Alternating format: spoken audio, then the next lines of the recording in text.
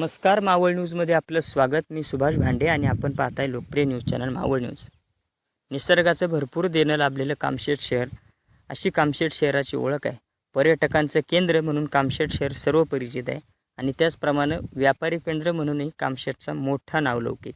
व्यापारी केंद्र आणि पर्यटनाची नगरी म्हणून प्रसिद्ध असणाऱ्या या कामशेत शहरात सध्या मोठमोठे कचऱ्याचे ढीग साठलेत.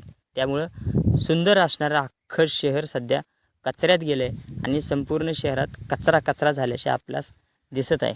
कामशेत शहरात नाणेमावळ, आंधरमावळ, पवनमावळच्या भागातून जे रस्ते येतात त्या रस्त्यांच्या कडेला मोठमोठे कचऱ्याचे ढीग आपल्याला नजरेस पडतात.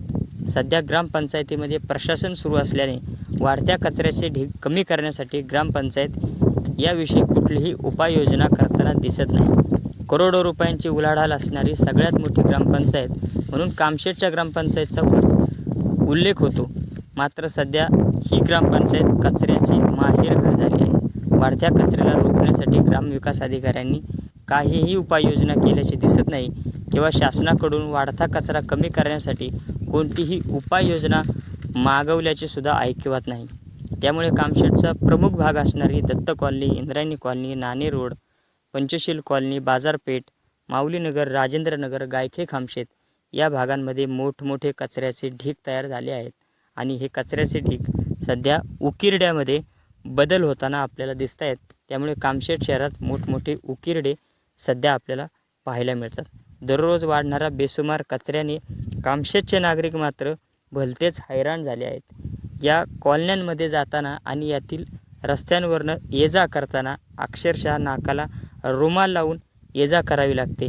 त्यामुळे कुजलेले अन्नपदार्थ, सडलेल्या प्राण्यांचे अवशेष, उंदीर, घुशी असे मृत प्राणी हे सर्व प्रकारचा कचरा बनून एकाच ठिकाणी असल्याने सर्व कचरा सडत आहे आणि यामुळे दुर्गंधी पसरत आहे.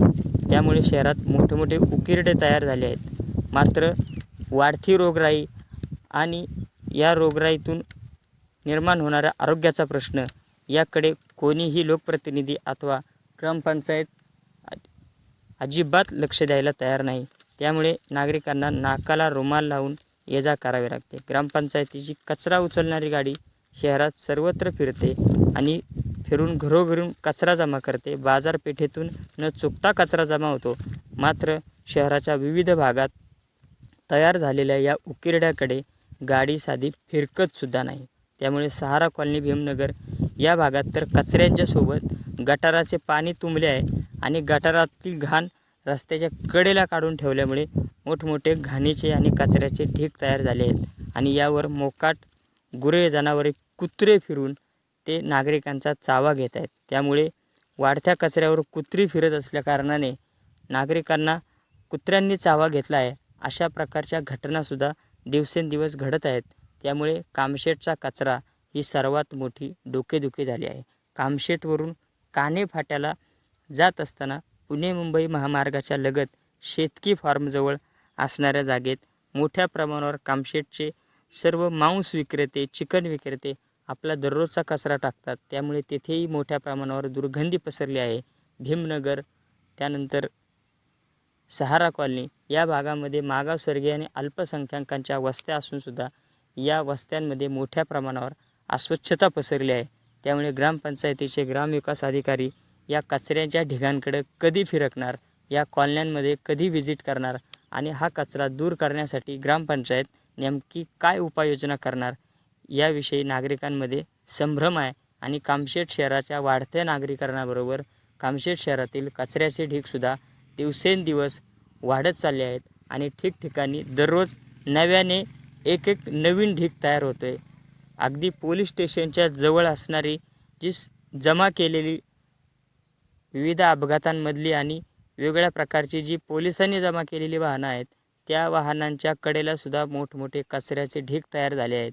त्यामुळे कामशेत शहरातील वाढता कचरा कमी करण्यासाठी ग्रामपंचायत आत्ता तरी जागी होईल का अशा प्रकारचा प्रश्न नागरिक उपस्थित करत आहेत. कचऱ्याचे ढीग मात्र दिवसेंदिवस वाढत आहेत आणि कामशेतचे ग्रामपंचायत हिचे प्रशासकीय अधिकारी आणि कामशेतचे ग्रामविकास अधिकारी मात्र कामशेतच्या कुठल्याही कॉलनीत कचऱ्यासाठी आणि गटारांच्या समस्यांसाठी फिरकायला सुद्धा तयार नाहीत.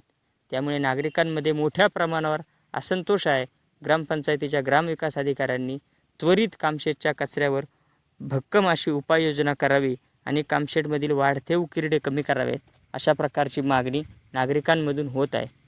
याबाबतच्या पुढील अपडेट आणि बातम्या जाणून घेण्यासाठी सुभाष भांडेसोबत पाहत राहा, शेअर करा, सबस्क्राईब करा. फक्त मावळ न्यूज. धन्यवाद.